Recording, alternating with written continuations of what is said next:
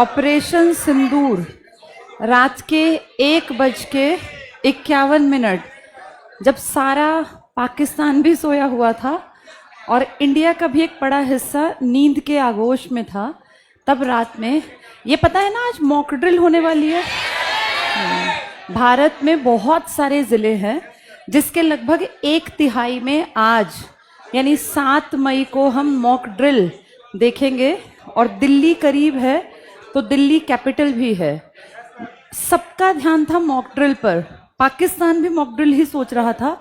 अचानक से रात के 1:51 पे 9 ठिकानों पर बहुत प्लान्ड तरीके से, सटीक तरीके से बम या मिसाइल का इस्तेमाल किया गया।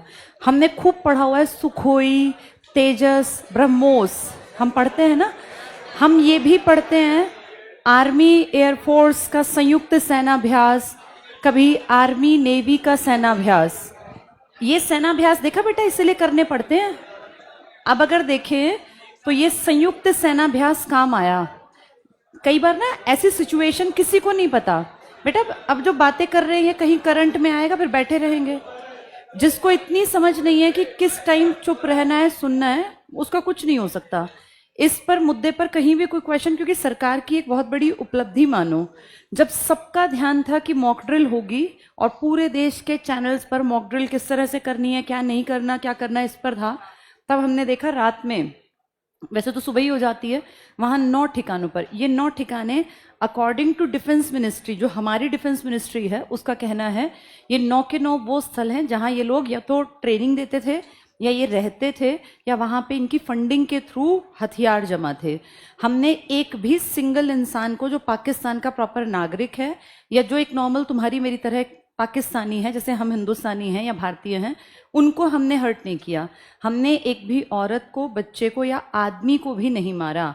जैसे उन्होंने तो हमारे टूरिस्ट जो नॉर्मल लोग थे उनको चुन चुन के मारा था। हमने किसी को हर्ट नहीं किया।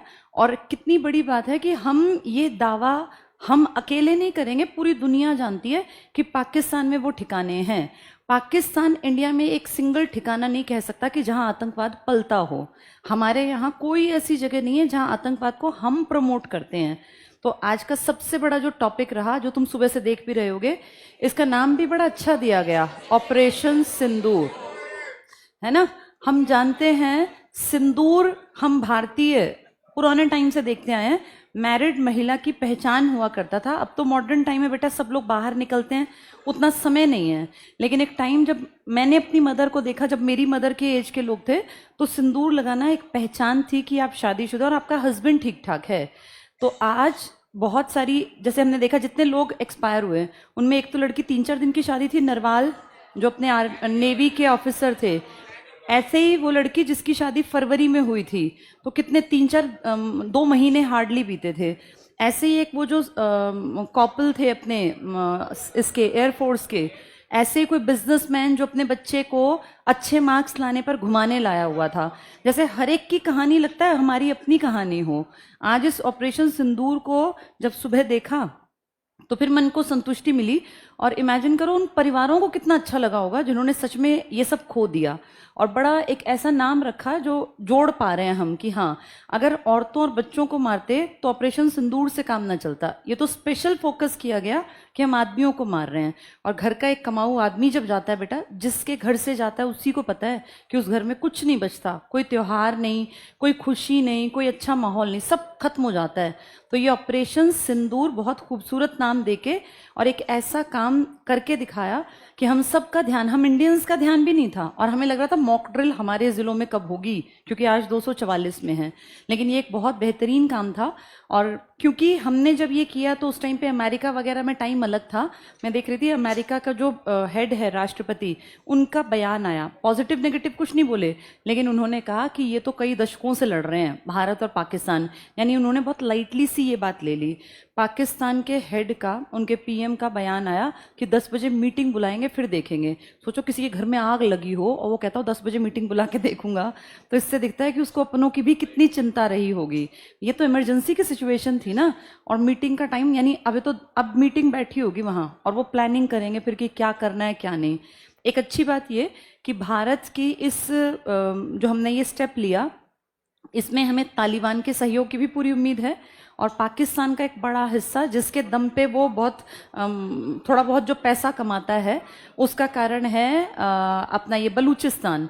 जैसे भारत के लिए उड़ीसा, झारखंड ये इंपॉर्टेंट है ना, क्योंकि यहाँ खनिज है, खनिजों की बेल्ट है। बेटा खनिज के बिना कोई पॉसिबिलिटी नहीं है आगे बढ़ने की, मिनरल्स के बहुत बड़े बड़े भंडार हैं। ऐसा ठीक एरिया इन पाकिस्तान के पास है बलूचिस्तान, और बलूचिस्तान बिलोच जाति के लोग वहाँ हैं, और वो बहुत सालों से ये कह रहे हैं कि हमें अलग होना है। जैसे बांग्लादेश नहीं कह रहा था कि मुझे अलग होना है, ऐसा तो बलूचिस्तान का एक बड़ा हिस्सा इनके खिलाफ है, और वहां से भी खबर आ रही है कि उन्होंने भी इनके कई हिस्सों पे अटैक किया है, कुछ लोग उस तरफ भी मारे गए हैं। तो अगर चारों तरफ से घिर जाएगा फिर उसके बाद बड़ी दिक्कत आ जाएगी। खैर भारत का टारगेट कभी किसी को हर्ट करना रहा ही नहीं, लेकिन अगर कोई खुद से आगे आके पंगे मोल ले रहा है तो फिर जवाब देना जरूरी है। जैसे मेच्योरिटी की भी एक हद होती है, आप कितनी मेच्योरिटी दिखाएंगे। अगर कोई रह रह के आपके सेल्फ रिस्पेक्ट को खत्म करे, कोई रह रह के आपको बार बार चैलेंज करे, तो फिर उसका जवाब देना ज़रूरी था। और इन 9 ठिकानों में प्राउड हमें इसलिए है कि हमने कोई सिविलियन नहीं मारा। जैसे उन्होंने जो किया वो नीचता थी कि उन लोगों को मारा जिनके पास हथियार नहीं थे और जो घूमने गए थे। भैया लड़ना हो तो द्वंद्व युद्ध हो ना, बराबरी का युद्ध तो हो। लड़ना था तो ऐसों से लड़ते जो कि लैस थे हथियारों से। किन से लड़े? जो अपने परिवार के साथ घूमने आए हुए थे, अपनी वाइफ अपने बच्चों के साथ। ये तो क्या कहे इसको, सबसे ज्यादा नीचता का काम हो सकता है। इसको कोई करके कोई सोचे कि हम बहुत जिगरी, हमने ऐसा काम कर दिया कि जिससे हम दिखता है कि हम बहुत पावरफुल हैं, तो महानालायक हैं। हमने जो काम किया, हमने किसी से लड़ाई नहीं की, और हमारी मिनिस्ट्री ऑफ डिफेंस ने ये कहा है कि जिन 9 ठिकानों को हमने खत्म करने किया है उनमें एक भी नॉर्मल आदमी नहीं मिलेगा। क्योंकि ये आज से तो है नहीं कि आज से हम आतंकवाद को देख रहे हो। ये लश्कर तैयबा या ये हिजबुल मुजाहिदीन, ये तो बेटा कितने सालों से ट्रेनिंग ले लेके आते हैं। तो इनके ऐसे ठिकाने, इनके ना ठिकाने भी अलग अलग हैं। ऐसी जगह जहां भारत में कैसे घुसा जाएगा उसकी ट्रेनिंग अलग, फिर बम जहां रखते हैं ये गड़बड़ के सारी चीजें वो जगह अलग, जहां फंडिंग होती है, जहां पैसा, जहां फिर ये इनके अपनी वो अपने धर्म से जुड़े, क्योंकि ब्रेन वॉश तो करना ही पड़ता है ना। किसी को तुम कहोगे कि बेटा मार दे, ऐसे तो कोई नहीं मारेगा। उसको दिमाग से इस तरीके से ब्रेन वॉश कर देते हैं कि उसको लगे कि मैं अपने धर्म के लिए अच्छा काम कर रहा हूं। तो उसके भी तो ट्रेनिंग सेंटर बनाने पड़ते होंगे। इस तरह से ये अलग अलग जगह ठिकाने बना के काम कर रहा था। तो ये हमारे लिए एक बहुत बड़ी एक खुशी की बात कह लें। देखो जो गया बेटा वो वापस नहीं लौटेगा, ना नरवाल की फैमिली को कुछ मिलना, नहीं बाकी लोगों को। लेकिन ये दिखता है कि अगर अब चुप रहे तो फिर ये अगले कुछ महीने बाद फिर ऐसी हरकत कर देंगे, क्योंकि इनको तो शय मिल गई ना। अब जरूरी है एक बड़ा स्टेप लेना, ताकि ये अगले 10-20 साल इनकी बुद्धि में ये बात ना आए कि मैं ऐसा करूं। इन्होंने ऐसा ही काम, तुम्हें याद हो 1999 में किया था। तब इन्होंने फेथ तोड़ा था, और जब हमारी फौज अपने ठिकानों से नीचे आई थी, जो कि हर साल आती थी, तब ये भी गए थे नीचे। लेकिन ये फिर हमारे जैसे बेवकूफ होता ना, दूसरों को बेवकूफ बनाना, लेकिन एक्चुअल में इन्होंने चीटिंग की। ये वहां से वापस लौटा और एलओसी क्रॉस कर ली। हमने भी जो कल अटैक किए हैं वो पीओके वाले ठिकाने हैं, पाक ऑक्यूपाइड कश्मीर, जो इनका इलीगल जो इन्होंने कब्जा कर रखा है उस पर। तो 99 के बाद देखो सब शांति से चल रहा था। ऐसा तो ये है नहीं कि ये शांत बैठेंगे, छुटपुट घटनाएं कार्यवाही ये करते रहते हैं, लेकिन बड़ा हमला नहीं किया। और टूरिस्ट पर तो बेटा पहली बार ऐसा अटैक सुना है। नहीं तो ठीक है, होता है आर्मी पर, बीएसएफ पर, सीआरपीएफ पर, हम देखते हैं बहुत बार जवान, बड़े बड़े अफसर शहीद हो जाते हैं, हम भी उनके ऊपर अटैक करते हैं। लेकिन ऐसा बहुत कम सुनते हैं किसी भी देश में कि कोई आम आदमी पे, सिविलियंस पे अटैक कर दे। और वो अब क्या कह रहे हैं कि हमारे सिविलियंस पे अटैक किया। आज 10 बजे वो ये बात कर रहे होंगे कि हमारे सिविलियंस पे, एक भी नॉर्मल आदमी पे अटैक नहीं किया। नॉर्मल आदमी पे अटैक बेटा करते तो शहर उड़ते हैं। नॉर्मल आदमी के घर में एक में जाके थोड़ी ना बम या मिसाइल गिरा सकते हैं। ये उनके जो भी बयान आएंगे वो 100% झूठ हैं। और हमारी मिनिस्ट्री ने तो पहले ही हाँ कह दिया कि हाँ हमने ये ऑपरेशन अपना चला दिया। तो ये बहुत बड़ी बात है। और 99 के बाद जब हमने इनको कारगिल में हरा दिया था, ऑपरेशन विजय, तब से ये शांत बैठे थे। अब 2025 में इन्होंने बड़ी हरकत की। देखो पुलवामा भी बहुत बड़ी गड़बड़ थी, लेकिन पुलवामा हम फिर वही कह रहे हैं कि आर्मी, एयरफोर्स, नेवी या पैरामिलिट्री पर हमले ये तो करते ही रहते हैं। उसको तो हम ये मानते हैं कि उसको खत्म करने के लिए तो इनको दिमाग से बिल्कुल बदलना पड़ेगा, जिसका बदलना बहुत मुश्किल है, क्योंकि इनकी अपब्रिंगिंग का पार्ट ही है कलेश करना, मारकाट करना, गड़बड़ियां करना, दहशत फैलाना। लेकिन इसके बाद से यहाँ अगर देखें तो देश लगभग शांत था, इतने बड़े लेवल पे नहीं हुआ था।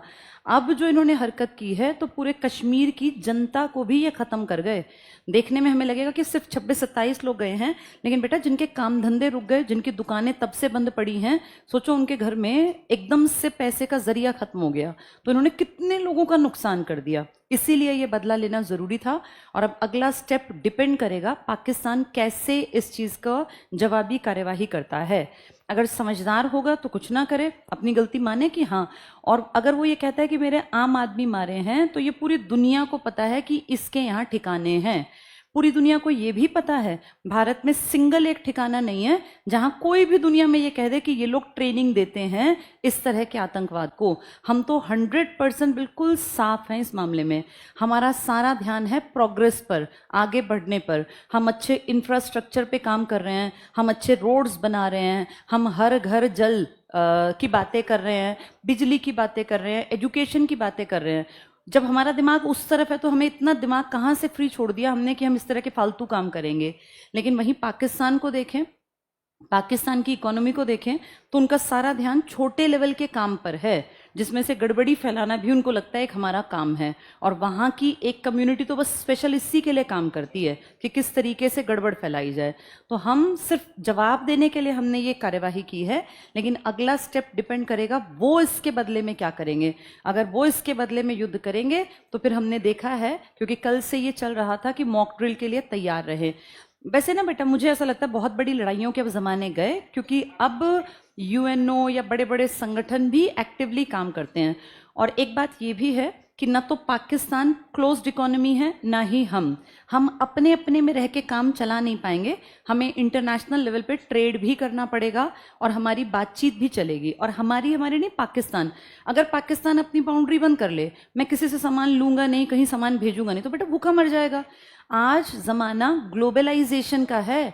3 वर्ड्स हमने कितनी बार तो पढ़े हैं। ग्लोबलाइजेशन, दुनिया इकट्ठी एक प्लेटफॉर्म पे आ गई। अब कैसे कोई देश अपने आप को क्लोज्ड इकोनॉमी के जरिए आगे बढ़ा लेगा? और क्या वो इतना इंडिपेंडेंट है कि उनकी तकनीक बहुत हाई लेवल की हो, उनकी मैन्युफैक्चरिंग का लेवल बहुत ऊंचा हो? ऐसा तो है नहीं। हर चीज तो बाहर से आती है आजकल देशों में। उस हिसाब से शायद अब वैसे वॉर्स तो ना हो जो 71 वाले थे या जो 65 के थे, जो 62 के थे। लेकिन हाँ, अब भी हम देखें तो यूक्रेन और रूस को हम ना भूलें, हमारे सामने की बात है। तो ऐसे में पता नहीं चलता, लगता तो है कि बहुत बड़ा युद्ध नहीं होगा, लेकिन सर्कमस्टांसेस डिसाइड करते हैं कि क्या होगा। हमने जो स्टेप लिया, हमने तो ये कार्यवाही उनके कारण की है। हमने कोई शौकिया नौ ठिकाने खत्म नहीं किए, या हमने जाके वहां मिसाइल अपनी मर्जी से नहीं गिराई।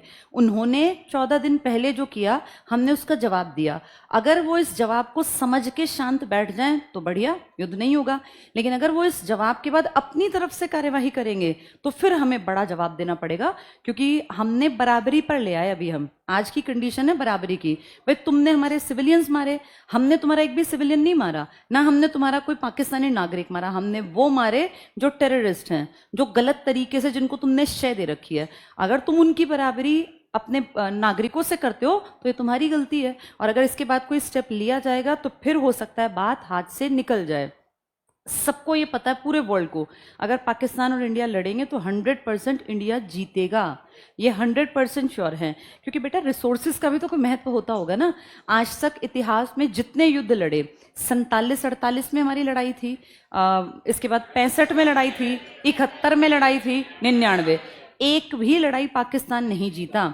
हर एक लड़ाई में पाकिस्तान हारा, नुकसान हमारा भी हुआ। हम तो उनमें से हैं जो कहते हैं लड़ो ही मत, क्योंकि बेटा फायदा जीतने के बाद भी अगर ध्यान से देखें तो नुकसान होता है, क्योंकि जिसके घर से जिसका बेटा, भाई, पिता गए, उनकी तो गिनती नहीं होती ना।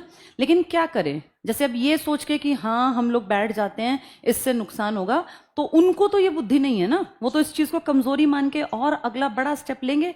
आज 26-27 मारे, कल वो 600-700 मार देंगे। हम फिर भी ये कहते रहे कि नहीं कोई बात नहीं, हम समझदार हैं, हम मैच्योर हैं। जैसे कहीं जाके तो जवाब देना पड़ता है ना। हर समझदार आदमी को भी कभी ना कभी, अगर सामने वाला बेवकूफ है, जाहिल है और आपका नुकसान कर रहा है, आप 1-2 बार ठीक है, कोई बात नहीं, लेकिन कब तक? और फिर लगातार उसकी हिम्मत बढ़ने देना भी तो गलत गलत है ना, वो है ना सांप के बच्चे को बहुत बड़ा मत होने दो, वहीं कुचल दो। तो अगर उनको लग रहा है कि भाई भारत, अब आज उनका डिसीजन ये डिसाइड करेगा कि हमारा अगला स्टेप क्या होगा। हाँ, इतना न्यूज़ से पता चल गया कि हमारी अपनी तैयारी पूरी है, हमारी आर्मी, एयरफोर्स, नेवी तीनों अपनी तरफ से तैयार हैं।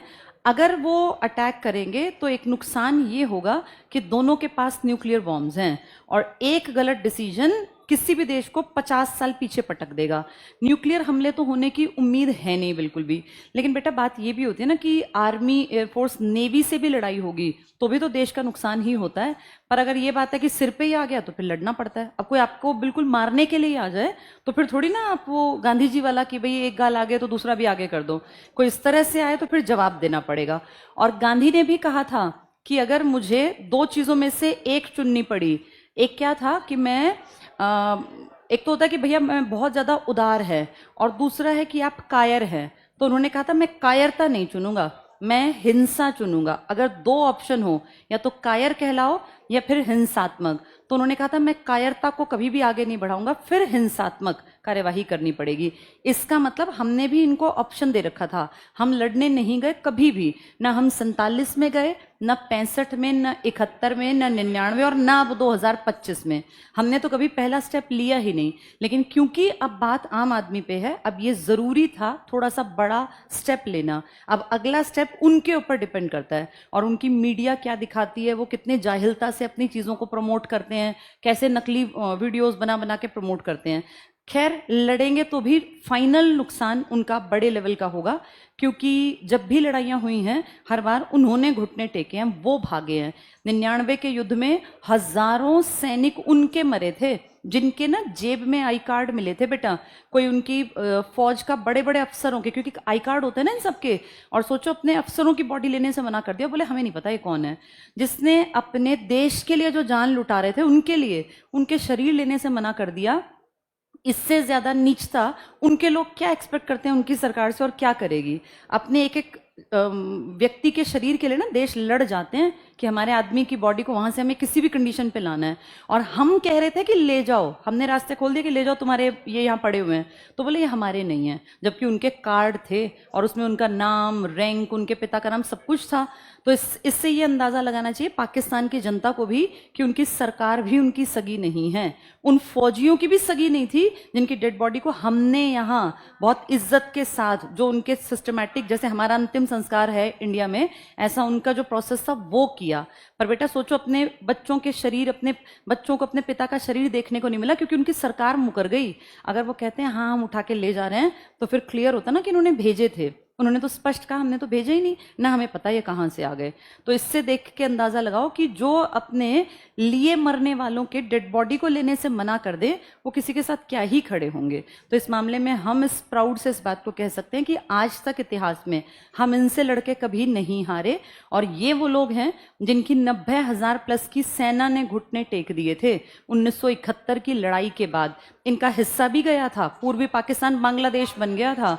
तो अब हो सकता है अब के युद्ध में बलूचिस्तान भी एक देश हम लोग एक और पढ़ने लग जाएं, जिसकी राजधानी और जिसके बारे में फिर हम अलग से याद कर लेंगे, उनकी मुद्रा और उनके बारे में। तो देखो अब आज क्या स्टेप होगा। पाकिस्तान की मीटिंग चल रही है। चलो, कल हम लोगों ने क्या पढ़ा था? कल क्या पढ़ रहे थे? अच्छा, फर्स्ट टॉपिक कल हम पेज नंबर 7 पढ़ लिया था ना शायद हमने। ठीक है। जैसे जो देश लड़ते हैं अमूमन देखना वो पिछड़े हुए ज्यादा होते हैं। दो कारणों से लड़ाई होती है बेटा। जैसे रूस ताकतवर है, इसने यूक्रेन पे हमला किया उसके रिसोर्सेज की पट्टी पे कब्जा करने के लिए कि जितना मेरे पास है और मुझे अमीर होना है, यानी एक तरह से मेरे पास रिसोर्सेज बढ़ जाएं। तो रूस ने किस पे अटैक किया? यूक्रेन। यूक्रेन एक देश है, रूस भी एक देश है, दोनों पहले एक ही देश का पार्ट थे, सोवियत संघ का। रशिया के पास नेचुरल रिसोर्सेज खूब हैं क्योंकि जमीन है, लेकिन फिर भी लालच नहीं कभी कम होता ना, तो उसने यूक्रेन पर 2-3 साल पहले अटैक किया कि मैं इसके एक हिस्से को अगर अपने हिस्से में मिला लूं तो मेरे यहाँ नेचुरल गैसेस के रिसोर्स बढ़ जाएंगे। लेकिन देखो छोटे से यूक्रेन ने, उनके हेड ने भी, अगर तुम्हें याद हो, उनकी फोटोज वायरल हुई थी आर्मी की पूरी यूनिफॉर्म पहन के, वो लड़े कि नहीं हम लोग जो है ऐसे घुटने नहीं टेकेंगे। यानी लड़ाई के दो कारण हैं, या तो ताकतवर कमजोर को हड़पना चाहे, या फिर दूसरा जब जिसमें कोई दम ना हो और वो उछलने लगे तो फिर ताकतवर को भी दम दिखाना पड़ता है। तो अभी इस दूसरे केस में पाकिस्तान के साथ दूसरे वाला केस है कि अपनी इकोनॉमी बैठी पड़ी है, खाने पीने के लाले पड़े हुए हैं, कुछ नहीं है। जैसे हमारे यहाँ हम सोने को कह रहे हैं ना कि 1 लाख के आसपास पहुंच गया, अब तो कुछ दिन से घट रहा था। हाँ, पाकिस्तान का भी चेक कर लेना, गूगल पे सब कुछ है, 3 लाख प्लस 1 तोला है वहां। पाकिस्तान और हमारे पैसों में बहुत अंतर है बेटा, उनकी इकोनॉमी हमारे सामने बहुत नीची है। पाकिस्तान के आगे कौन सा देश है? अफगानिस्तान। अफगानिस्तान की भी हमने बहुत बार मदद कर रखी है। कब अफगानिस्तान ने ना अपना पार्लियामेंट हाउस बनाया और उसमें एक भवन का नाम रखा अटल भवन। हमारे लिए कितने प्राउड की बात है, अफगानिस्तान की संसद के एक ब्लॉक का नाम अटल भवन है। क्यों? क्योंकि हमने फाइनेंशियल हेल्प कर रखी है। अभी कुछ साल पहले वहां परेशानी आई, उन्होंने कहा हमारे यहाँ खाने की किल्लत है, हमने तुरंत अनाज पहुंचवा दिया। जैसे इंडिया का कोई शौक नहीं है किसी से लड़ने का, इस पाकिस्तान और चाइना को छोड़ के अगर देखें तो आसपास के सारे देश जिसने जब कहा हमने मदद की, चाहे भूटान था चाहे श्रीलंका, अच्छे रिश्ते रखे हमने हमेशा सबके साथ। लेकिन चीन और पाकिस्तान के साथ हमारा डिस्प्यूट आज से नहीं है, बहुत पहले से है, और पाकिस्तान की मदद कई बार चाइना ने की भी है। अब आज का जो स्टेप चाइना ये पाकिस्तान लेगा, इससे फिर डिसाइड होगा कि अगले 1-2 दिन में, 4-5 दिन में क्या कुछ होने वाला है। तब तक ये एक मिस्ट्री रहेगी, क्योंकि अभी चीन भी तो अपना उस पर आएगा ना प्लेटफॉर्म पे, वो क्या कहेगा। लेकिन मुझे ऐसा लगता है चीन इतना समझदार है, वो पैसे से ऊपर किसी को नहीं इंपॉर्टेंट समझता, और वो जानता है कि उसका बहुत तगड़ा व्यापार हमारे साथ है। गूगल करके देखना कितने बड़े आंकड़े हैं। चाइना को बहुत सारा पैसा हम देते हैं क्योंकि हम वहां से सामान लेते हैं। इतना पागल तो कोई भी नहीं है जो अपने पैसे पे लात मारे। हाँ, छुटपुट मदद हो सकता है पाकिस्तान एक्सपेक्ट करे कि चाइना मेरी करेगा। अब चाइना क्या करेगा क्या नहीं उसका हमें नहीं पता, पर इंडिया इस मामले में फ्री है कि अगर लड़ना पड़ा पाकिस्तान से तो हम लड़ सकते हैं, उसमें हमें सोचने की जरूरत नहीं है। बड़ा नुकसान पाकिस्तान का होगा ये पाकिस्तान भी जानता है, लेकिन बुद्धिहीन है, अगर लड़ने आएगा तो फिर जवाबी कार्यवाही करनी पड़ेगी। चलो पेज नंबर 8 पर आ जाओ। हाँ बेटा।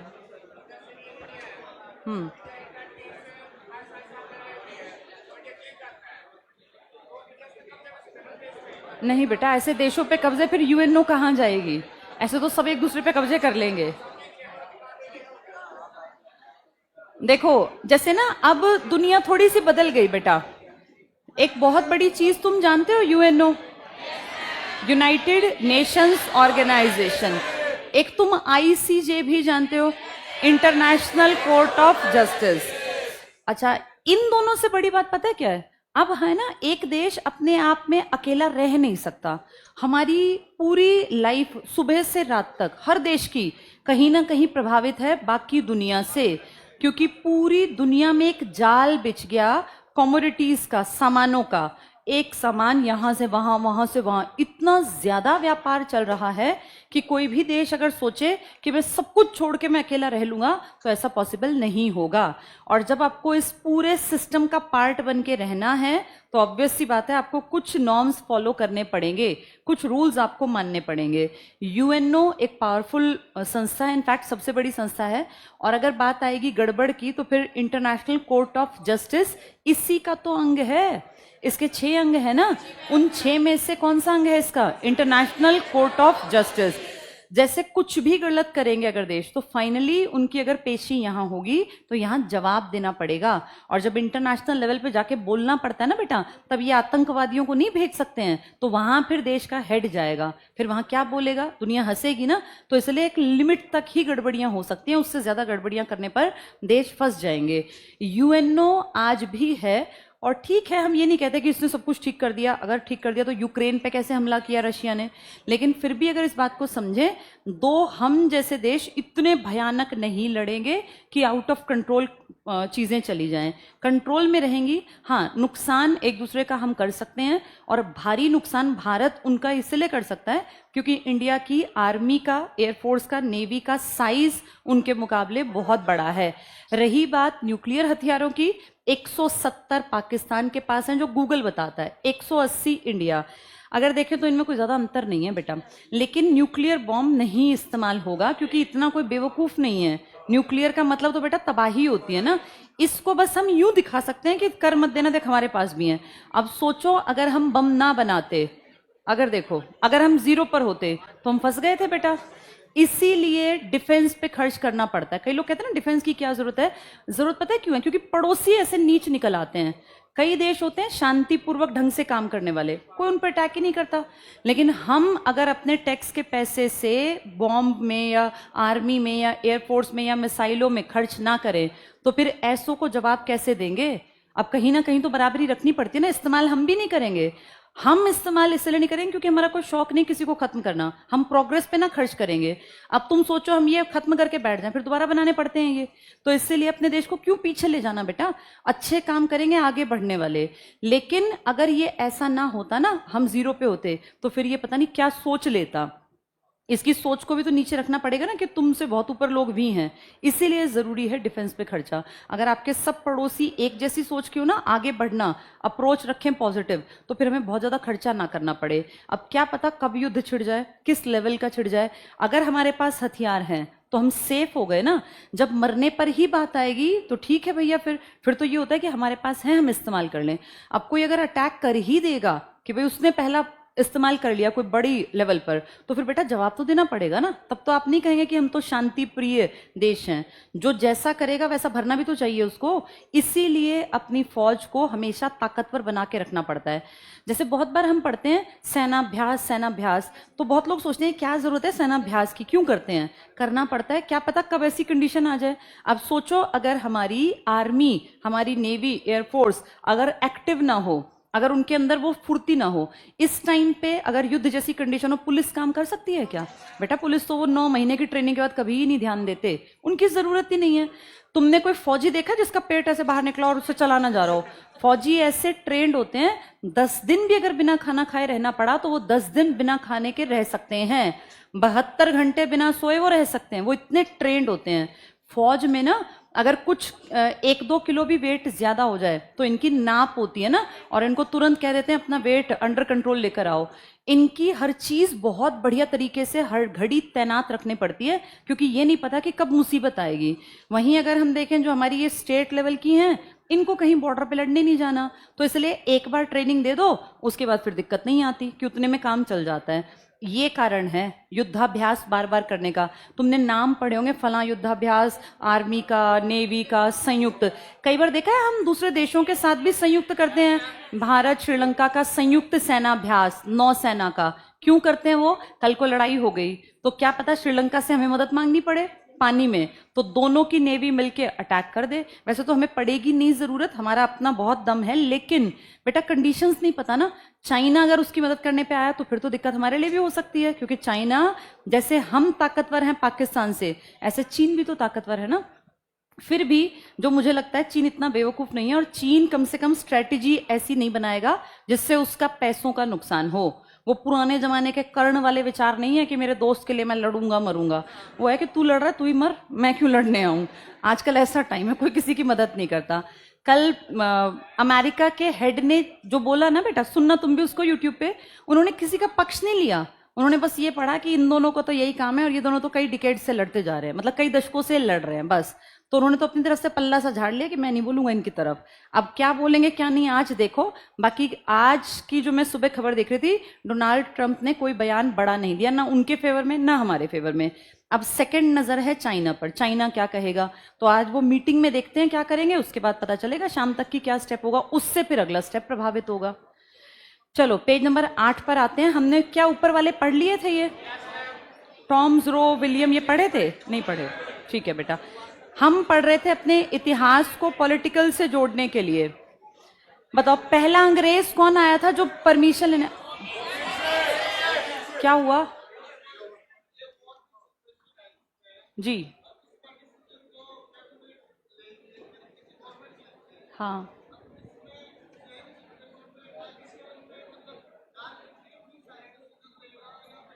पाकिस्तान की तो हालत ये है कि अब ये आपको नहीं पता, क्या पता हम एक दो दिन में सुन लें कि उनकी आर्मी ने ही सब कुछ कैप्चर कर लिया। उस देश में ऐसा जरूरी नहीं है, जैसा हमारा है ना, हमारा सिस्टम हम देख रहे हैं। मोदी जी ने देखा था, तीनों सेना प्रधान को बुलाया था और गुप्त तरीके से मीटिंग की थी। फिर कोई कोई कह रहा था कि उन्होंने कह दिया कि मैंने जो है फ्रीडम दे दी है। एग्जैक्ट बातें बाहर नहीं आई। हमारे लिए, सब इंडियंस के लिए अचानक ही तो था ये, जो हमने कल रात की खबर पढ़ी, सुबह उठ के पढ़ी, हमें अंदाजा नहीं। हम सबका ध्यान था मॉक ड्रिल पर। पाकिस्तान का सिस्टम अलग है और मुझे लगता नहीं कि वहां इतनी इंपॉर्टेंस वो अपने से बड़े को देते हैं। उनको तो मौका मिल गया ना, अंदर ही गृह युद्ध भी कर देंगे वो, ऐसे ही है वो, उनका तो भरोसा नहीं है जी।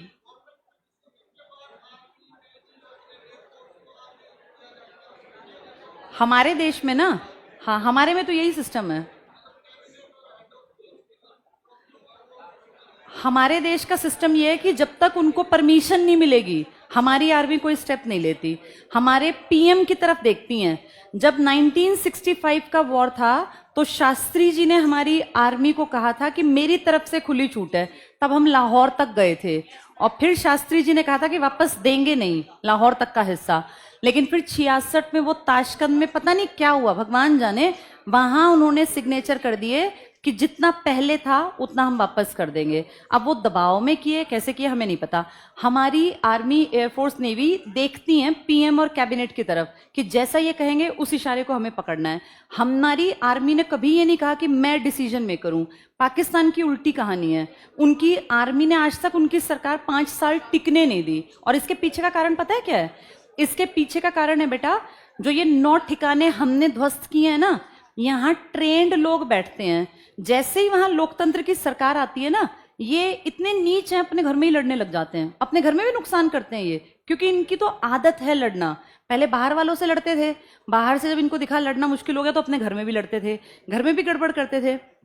इनकी आर्मी को क्यों डेमोक्रेसी को खत्म करना पड़ता है और आर्मी को चीजें पकड़नी पड़ती हैं? क्योंकि अगर आर्मी टाइम टू टाइम ना आए ना, तो इनके ये आतंकवादी संगठन इनके सिर पे बैठ जाएंगे, ये खत्म कर देंगे सब कुछ। इनके अंदर बुद्धि तो होती नहीं, ना ये चीजों को एनालाइज करते, ना इनके अंदर रीजनिंग की पावर। इसीलिए इनकी एक भी सरकार 5 साल तक टिकने नहीं दी। इनकी दिक्कत आर्मी की नहीं है, इनकी दिक्कत है कि अगर आर्मी नहीं आई 5 साल के अंदर तो फिर इनके ये ठिकाने सिर पे बैठ जाएंगे। तो अपने ही देश में उन ठिकानों को कंट्रोल करने में इनकी आर्मी भी आती है।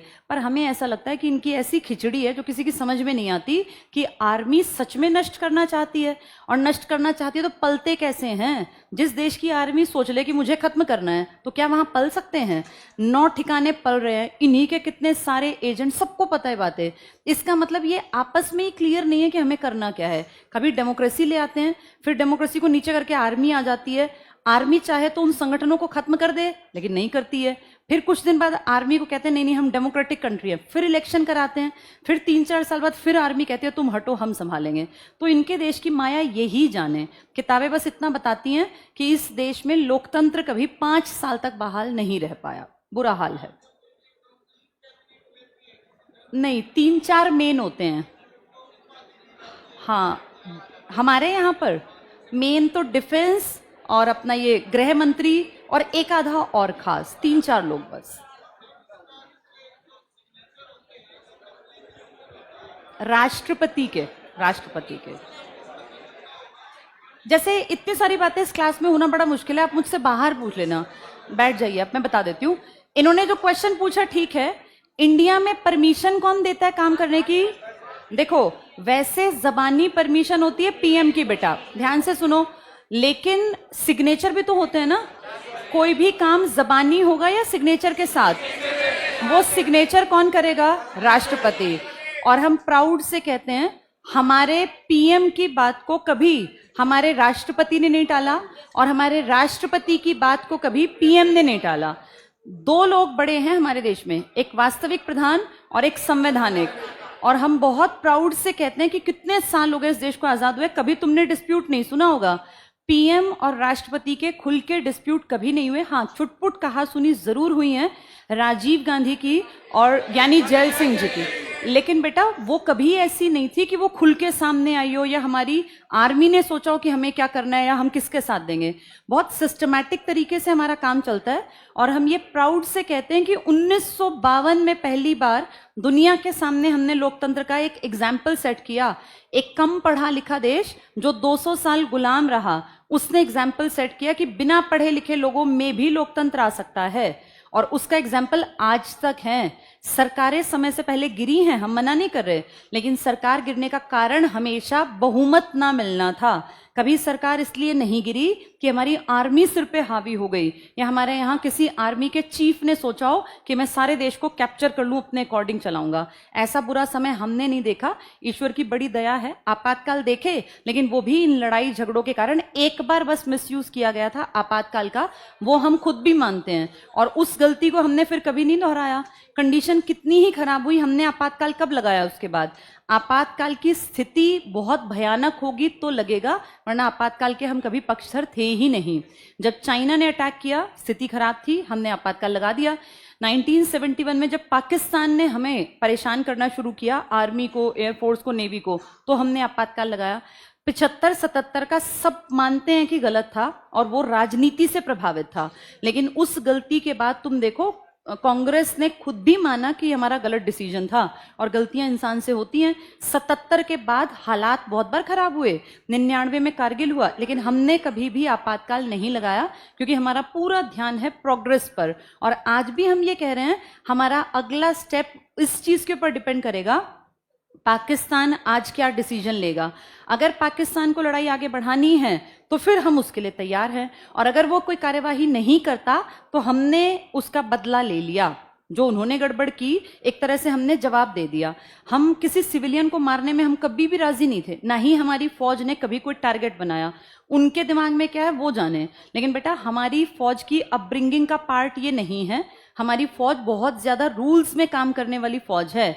अफसर के एक इशारे को पकड़ते हैं।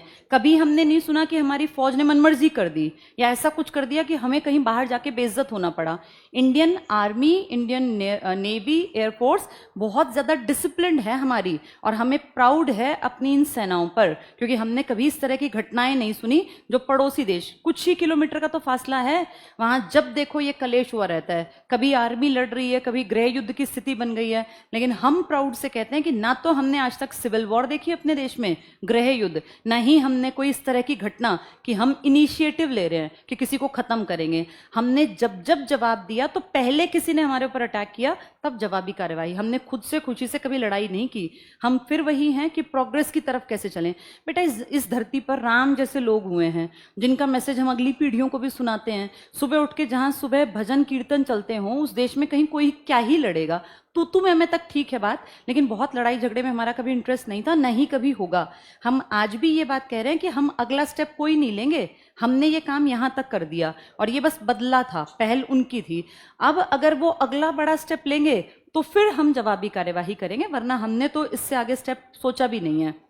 लेकिन तैयारी कर रखी है, क्योंकि किसी का क्या भरोसा, किसी के मन में क्या है।